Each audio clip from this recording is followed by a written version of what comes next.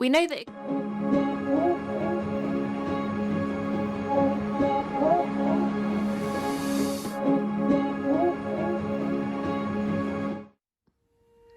Good morning. Thanks so much for joining us for the second part of our leadership seminars. Yesterday we heard from Colin about what it meant to be a leader of hope, and that was really fantastic, and we had a great Zoom call afterwards to chat about that and discuss that. Today we're going to have part 2, and again at 10:30 we're going to have a Zoom call just to ask some questions, have some discussion and just chat about what we've heard. For those of you who don't have the link, drop us an email at youngleaders@lemmingsholidays.co.uk just so we know who you are, and then we'll send you the Zoom link back. We've got really exciting content coming up, so looking forward to seeing you then.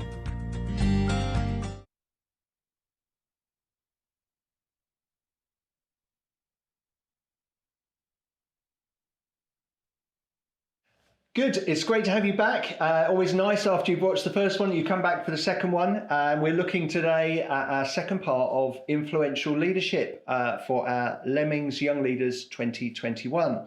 So if you know, we've been looking yesterday at leaders of hope, and today we're going to be looking at the language of influence.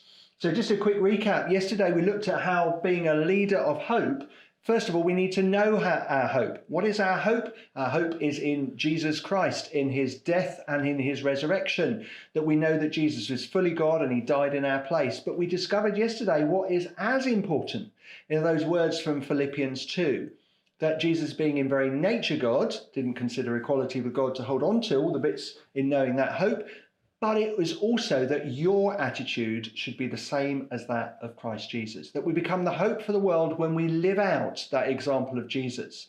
When our world sees that all the distrust and unhappiness, that actually we can be the unicorn in the balloon factory that we talked about yesterday, that we can be coming in showing compassion and love and care and create communities of hope, that is all part of knowing our hope and passionately talking about it, but more importantly, living it out. So there is this consistency and authenticity.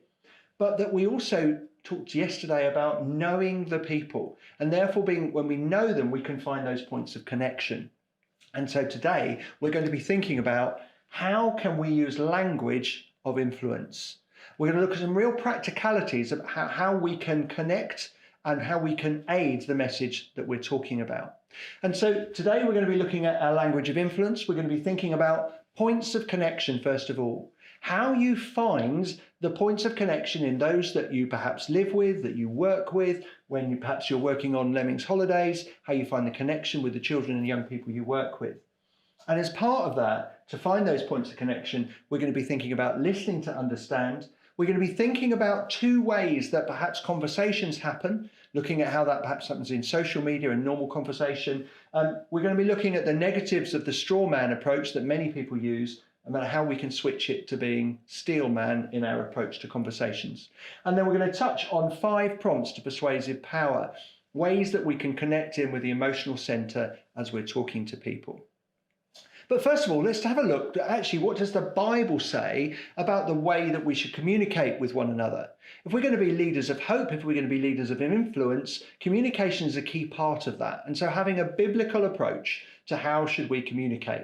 And so what I've done is just pick 6 verses. I mean, you can, just as much as me, Google Bible communication verses, and it'll list a whole load, but I've just got 6 here for us to think about. The first one is from Colossians 4 verse 6, and it says, "Let your speech always be gracious, seasoned with salt, so that you may know how you ought to answer each person." Now, I'm not sure what seasoned with salt actually means, but if you remember yesterday, we talked about the fact that as leaders of influence, we should be like salt. And salt has taste, salt is a preservative, salt has flavor.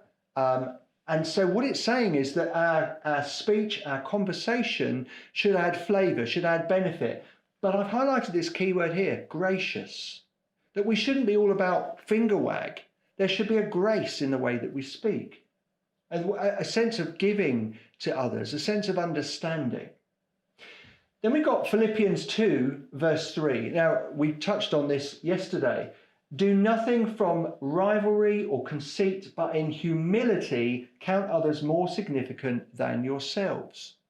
So there's this sense that when we speak, there should be a humility. Now, sometimes we think about humility as all humble and all crouched over and all weak. No, humility is not weak.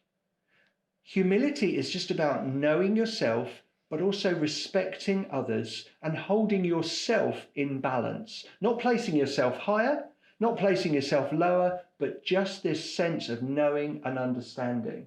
And that what we have is important to share, but it's not to be used to bash somebody with. It should be used in humility and in grace. Ephesians 4:29, let no corrupting talk come out of your mouths, but only such as is good for building up, as fits the occasion, that it may give grace to those who hear. So it's saying no corrupting talk. There's nothing about pulling down. Good leaders lift people up. Bad leaders push people down. And it should be the same with our speech, that what comes out of our mouth should be with the intent of building people up. Now, we know sometimes when we raise stuff, it will be a challenge. It could be a little bit uncomfortable for people, but its intention should always be to build up, not to corrupt or pull down. 2 Timothy 1 verse 7, this was Paul writing to Timothy. Timothy was a young man. Paul was trying to encourage him in good things, bring wisdom out of him. And he says, for God gave us a spirit not of fear, but of power and love and self-control. Now, there's a really interesting mix here, because sometimes maybe as Christians in our modern day world, we can hold back. We can just think, oh, I shouldn't be arrogant. I've come across too many arrogant Christians that just bash people with the Christian faith. But what it says here is this is a spirit not of fear. So we shouldn't be fearful in what we talk about. It should be one of power. But notice in this verse, he says it's power and love and self-control. This is not an unwielded power of unleashing a dragon, unleashing the kraken on somebody. It should be done with love and self-control. But the message we have is powerful. We're leaders of influence. We're people of influence. The hope that we profess can have an immense difference for people. Huge power. But what we have is a power mixed with love and self-control. And we should speak in the same way. To be confident about what we're speaking about, but speak it in love and self-control. Ephesians 4 verse 2, with all humility and gentleness, with patience, bearing with one another in love. That's how we should act. It's how we should speak. Speak with humility and patience. Giving people time to listen, to understand. And in fact, in a moment, we're going to talk about our first place actually is to listen ourselves to understand before anybody's going to want to understand us. And lastly, Proverbs 15 verse 1. A soft answer turns away wrath, but a harsh word stirs up anger. Now you might think, hang on, Colin, you talked earlier about we've got a powerful message, and now it's talking about a soft answer. But what it's talking about here is that we're not harsh with our words. We don't need to be. The message of hope has enough power in it already. It doesn't need us to do its work. It's God's Holy Spirit that will do its work as we speak it out. So we can give soft answers. We can speak with the self-control, the love, the grace, the humility, the patience and compassion. We can speak in that way because the message itself is powerful, but we shouldn't be coming with harsh words. So if we think about this is what the Bible says, when we look at what we're going to look at today, which is the language of influence, you can see these strands fit it. We're going to look in a moment at listening to understand first. That's about grace and humility. We're going to think about techniques that you could use. Straw man, which we'll discover is about taking the mickey out of the weakest part of an answer, versus steel man, which is starting from a good thing that you have connections with them in and building it up. Fits exactly with this. Loving someone and understanding them, being patient with them, rather than just walloping them with our argument. Trying to build them up to a better position rather than pushing them down. And the 5 prompts to persuasive power, 5 things that help us to help people understand our message, is about power, but it's also about doing it in a way that is kind and is gentle and understanding. So the stuff we're going to talk about today, you'll be pleased to know, does have a Bible basis as part of it. So here we go. We're looking now at listening to understand. And this is a really key part for us as human beings, but also to be leaders of influence. Finding the points of connection means we first of all need to listen to understand. Now, there are a couple of quotes here.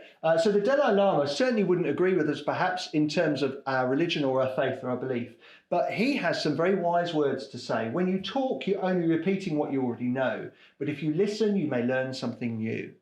So when we listen first to other people to really understand their position, we discover something new about them. Stephen Covey, who wrote The 7 Habits of Highly Effective People, he says most people don't listen with the intent to understand, they listen with the intent to reply. But what we need to do is listen to them. Who are they? Where are they coming from? What are their beliefs? What do they feel, understand? We then understand them and their position. And what that does is we can see our points of connection with them, a basis in which we can start our conversation. And then we can give them an answer or give them some information about the hope that we profess, and then we'll be understood. Now, these simple terms can also be used if you've got a disagreement with someone. Or if we think about it in terms of Lemmings holidays, if you're working with children and young people, maybe your child or young person's having a strop. The tendency is we want to give them an instruction or tell them what to do. Let's start by listening. Listening to the body language you're seeing. What is that telling you? It perhaps is telling you that they're afraid, they're unhappy, they're sad, they're worried, they're feeling threatened. Listen to the words that they say. Ask them some questions first. Point some things out. It looks to me like you're feeling really worried or upset at the moment. Is there anything I can help with? Really listen and understand their position, and then you can begin to answer, because you'll address the things that are concerning them first of all. So when we're listening to understand, what we're doing is we're understanding their view. And this is our view, which is maybe the information we want to give them.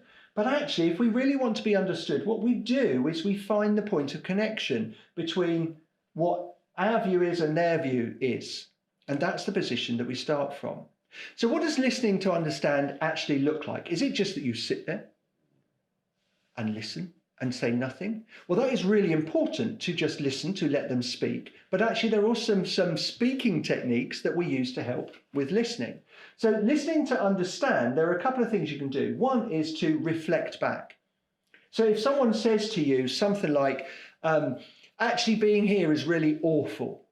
Now, they might know what awful means, but do you know what their awful actually means? And so you reflect back the key word. You say, awful. What do you mean by awful? Or awful, that doesn't sound very comfortable or nice for you. What does that look like for you? And so you reflect back the words that they've said, and they'll then tell you, they'll expand on what it is. And so by reflecting back that word, you can check the meaning of what awful means. You really begin to understand their position. The other one is to paraphrase, and that is to just summarize what you've heard. So it's saying, so if I've understood this correctly, what you're telling me is this, this, and this. And if you've got that right, if those are the 3 things they've told you, they might be in your words, but you've summarized it, is they'll say to you, yes, that's it. And you know that you have understood them. But if you've missed something, they'll do one of 2 things. They'll either go, no, that's not it at all.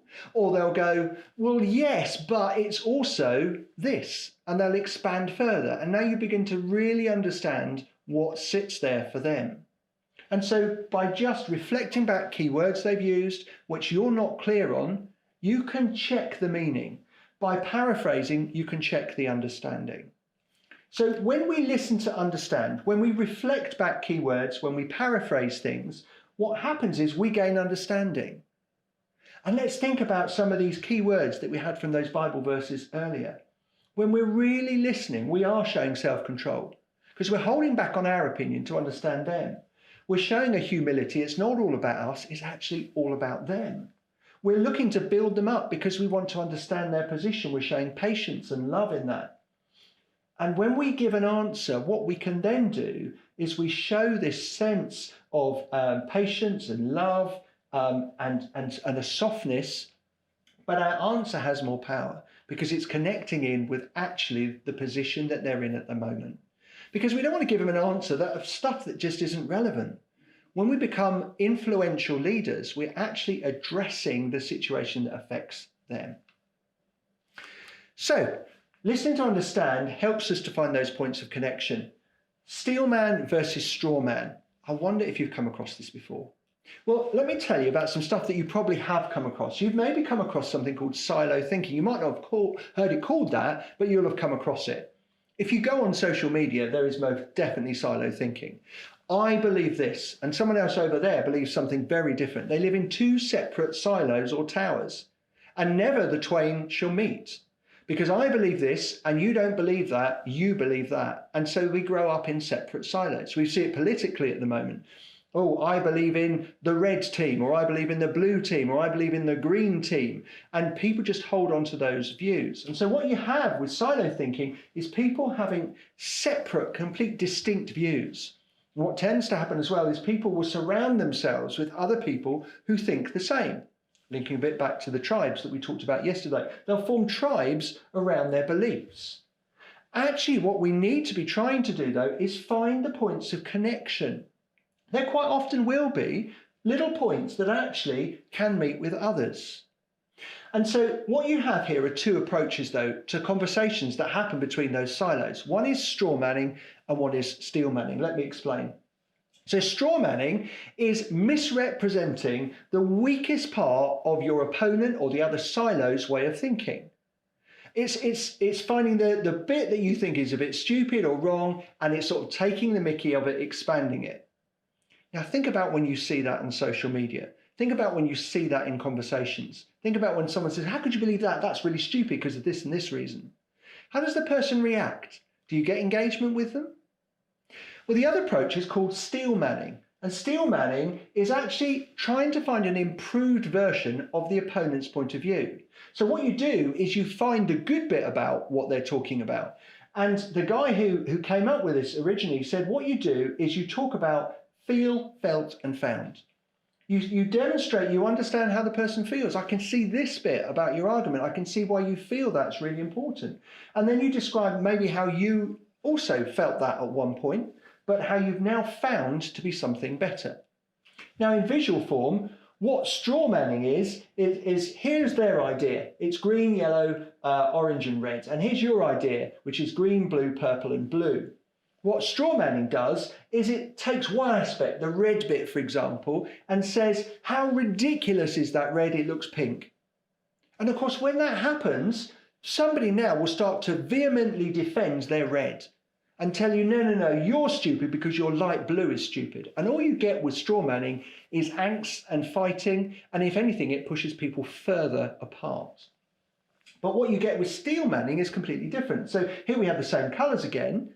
And what you do with steel manning, you can see there's a point of connection between you. And you start from that point. You say how you think this bit has been good, but what you found is actually when you blend these blue, purple and blue with it, you get something even stronger. Now, what happens there when you start from your point of connection, when you praise something positive about their idea, it's harder for them to then reject your idea because you built it on their idea and moved it to something stronger. And so you're more likely to get those points of connection. What's the impact of each approach? Straw manning ends up with people causing further division, and you have no influence on them or their silo or their thinking. Steel manning, however, brings people close together. Even if this person doesn't fully agree and doesn't really want to take on blue, purple, blue, you might find that they might go, well, look, I'll do green, blue. And they begin to move towards your position. So if you think about this in terms of working with children and young people, if they've got one idea of what they want to do and you've got something completely different, rather than saying you shouldn't be doing that, you should come and do this, it's starting from what does align with you and building towards a better approach.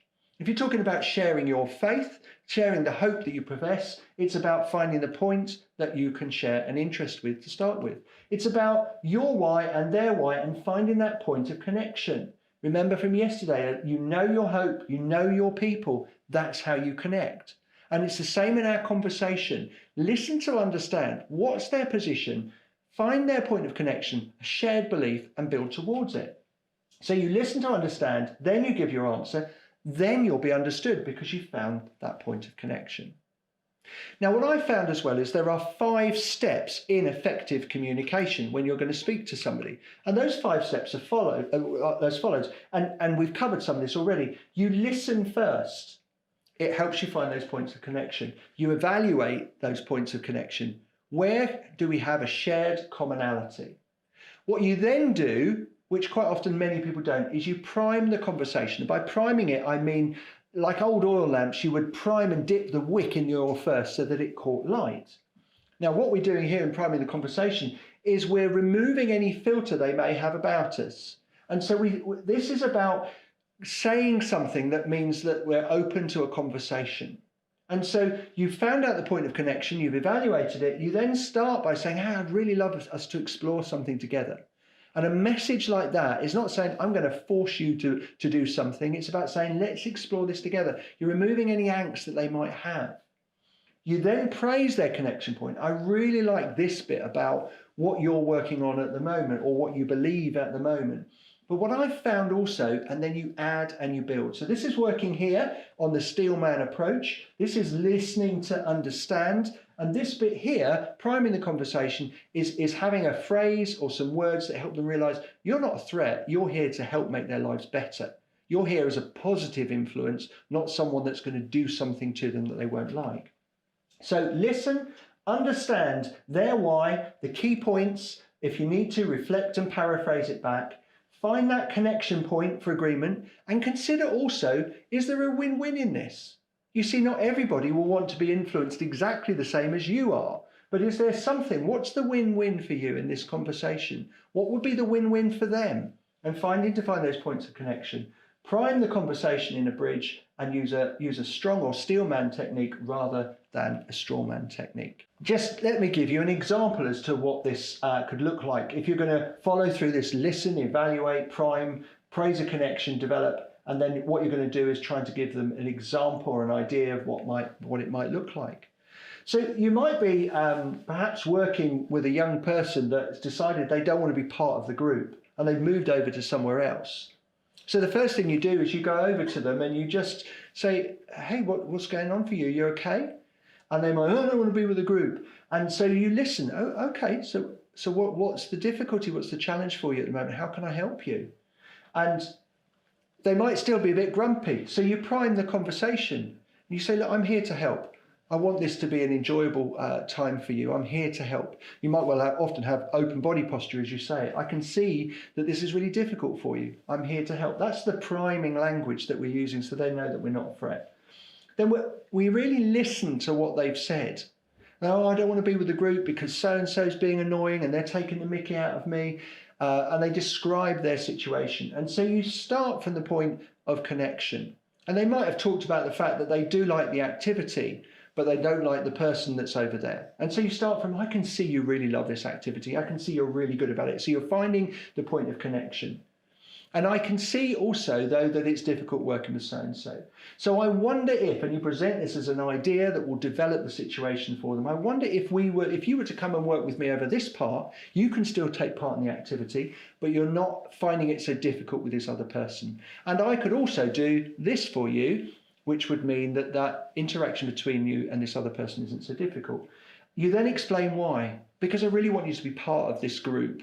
Because you bring so much to the team, and without you, we're going to miss out on your influence. And if you can give an example of maybe when you've helped them before and the impact of that. Do you remember yesterday when you found it a bit difficult at the meal table? We moved you to this position nearer to me where you felt more comfortable, and you then had a really good meal and a really good afternoon, didn't you? And so you work your way through that process. So can you see, if you're working with a child or a young person that's finding something difficult, we use this principle. And equally, it can be the same when you are talking to somebody about your message of hope. But I'll talk about that one in our next part, which is this one here, the 5 prompts to persuasive power. So the 5 prompts to persuasive power is a book written by a guy called Steve Adams. And in this, he talks about that when we are communicating with people, Our brain will process in different sections. So our frontal part of our brain processes the kind of logical reason part. But the bit where we get most connection is when we can speak to what's called the center brain, as Steve Adams described it. It's the amygdala, it's the emotional center of the brain. And he said these 5 prompts, these 5 things are the things that will help you to get emotional connection. And when we connect emotionally with people, they're more likely to make decisions and to take action. And these are the 5 prompts. He said, first of all, instead of telling somebody something, turn the message into an idea. Hey, I wonder whether it might be worth you listening, exploring. Maybe you might like to come along to. It's presenting something as an idea where they can have a choice, where they can choose to engage. Second part is to explain your reason why. You see, it's the why that makes the what and the how interesting and engaging. People don't buy into a what or a how, but they do buy into a why. Hey, why don't you come along to this? Because this is the benefit that I found. This is how I found it really interesting. This is how it's made a real impact to me. You give the reason why. The third part, he said, is to have contrast. And what contrast does is it speeds up engagement. And contrast is explaining perhaps what's currently happening compared to what it could look like. Now, you might see this perhaps in charity adverts on telly. They'll show you a picture, first of all, of a child or a young person living in poverty, but then they'll show you the contrast that if you contribute to this charity, the difference that it could make. And what that contrast does is it allows you to kind of engage that, yeah, I do want to make the difference in this. So when we're explaining something, show the contrast. So if you're thinking about maybe on Lemmings, working with a young person, maybe has become upset, pulled themselves away from the group, like we mentioned earlier, helping them understand if they carry on in the current situation, this is what's happening. But if they were to try this other way of doing something, this is what it could look like. And that contrast, just explaining to them, this is what's currently happening, but this is what it could look like, helps engagement. It's the same if we're perhaps sharing our belief, our hope that we have. We explain, well, this is what life is like for you at the moment, but this is what life could be like for you in actually engaging and following the person of Jesus. That contrast helps to build things up. If you can, pictorialize your point. Imagine, create a picture, tell a story in people's mind. And as we talked about yesterday, when you tell a story, that brain patterning replicates in them. So tell the story of what this could look like. Paint the picture, give them examples, create an image that they can see themselves within it. And lastly, where you can get emotional connection. The connection becomes much stronger when they can see or feel or begin to experience the emotions they might have if they can connect it. Imagine feeling this way. Imagine being part of a community where actually people love and care for one another rather than reject and belittle, when we're talking about our hope perhaps. Or if you're dealing with a child or a young person that's been upset, imagine if you were to try the things we've just talked about, how you would feel. Imagine feeling happier. Imagine feeling that you're getting on better with your friends. So when you give them that emotional connection, imagine the difference it can make to you or to others. They then want to buy in. So here's an example of this. So maybe if someone has a different view to you around Christianity and the hope that you profess. And so here it is using the 5 prompts. I wonder if we could spend some time understanding each other's beliefs. What you've got there is an idea. You're just inviting them, shall we explore this? That way we would better understand each other and build a deeper relationship. You're given the reason why this might be a good idea. At the moment, we perhaps misunderstand each other, but by me listening to you and understanding what is important and me sharing a little bit about my story and what shaped it, we can better understand each other. Here's the contrast. We can begin to see the difference this could make. At the moment, we do this, but if we were to have this conversation, maybe it could look like this. Imagine sitting down over a cuppa and some cake, chatting about what is important to us and finding points of connection. You've pictorialized it. Imagine, and they're now imagining sitting down over a cuppa and a cake or whatever else it is you suggest. They begin to see themselves in that picture. It could really deepen our friendship, and we may find out something new about what makes each of us tick. And so you've got that emotional connection about deepening a friendship, understanding each other better. And so here are the 5 prompts. Now imagine, compare that with just saying, hey, why don't we talk about what our beliefs are? Now, I don't know about you, but I think this one is the one that's more likely going to make me want to sit down and listen and have a conversation.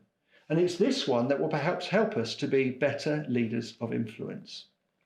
So maybe try the 5 prompts. Think about what you can do. Now, sometimes you might be in a situation where we can't present it as an idea because it's something that has to happen. But most times, particularly when we're trying to be leaders of influence, we can come up with an idea, a reason why, show them the contrast between the 2 ways, pictorialize it, and create emotional connection. So to have language of influence, what we've looked at today is that we need to find our points of connection. We do that, first of all, by listening to understand, not to hold a conversation, not to think, well, I'm going to let them speak, but then I'm just going to come out with my information, but really understanding their position. How do they feel? What do they think about these things? Really understand their position. And then we find the Venn diagram intersection, the point in the center where we can start from. We then use a steel man rather than a straw man technique. We listen to our points of connection and build from there. And we say things like, I can see how you feel that way. I once felt that way too, but what I found is the difference that this can make. And so we build on that point of connection, and it's then much harder for someone to resist or reject what we have to say. And lastly, we've looked at 5 prompts, 5 key things that will help us. Really starting from that position, first of all, of knowing the why and the purpose behind things, presenting things as an idea to start off with, a contrast between the 2 ways of doing things, pictorializing it and that emotional connection.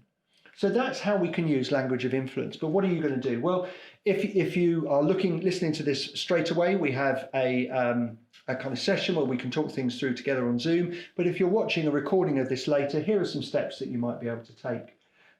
1-to-1 is what we're looking at, this one-to-one connection. And so what we've got, maybe think about one person who's a different view to you and spending some time listening to them. Practice that reflecting and paraphrasing back. Rather than creating a silo, why don't you look to see where your silos could connect? So find one person who's got a different view from you and spend time with them. Then perhaps 2 people that you could have a steel man conversation with. Not starting from points of disconnection, but starts at points of connection. And lastly, one message I could practice the 5 steps to connect with. Maybe even jot it down initially. Now, you don't want to read it out because that perhaps isn't going to go down well with the person you're talking to. But even if you've just gone through it and thought it through yourself, you're more likely then to naturally talk it through. But what's the one message that perhaps you could use 5 prompts to persuasive power for? So thanks for listening. I hope now that can really help you with is to be this leader of influence with a language of influence. And that influential leadership, you can not only live it out in the way that you operate, but also you can find those points of connection and that you can speak in a way that starts from those connection points and helps lift people up to a new way of thinking where we can be influential leaders with our hope. Thanks for listening.